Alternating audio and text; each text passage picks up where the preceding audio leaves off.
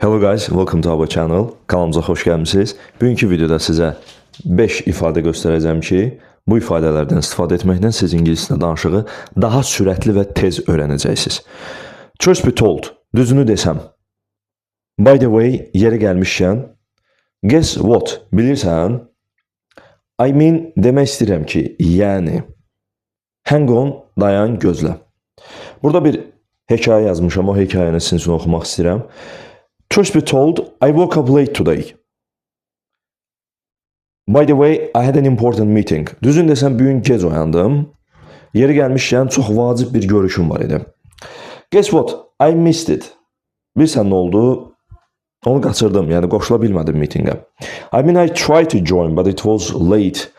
Demək istəyirəm ki, qoşulmaq istədim, amma artıq gec idi. Hang on, did you join? Dayan, gözlə, sən qoşula bildin. Bu ifadədən istifadə edib fikrimi başladım. Truth be told. By the way ifadəsi ilə əlavə etdim. Yəni öz ifadəmin qalan hissəsini danışmağa başladım.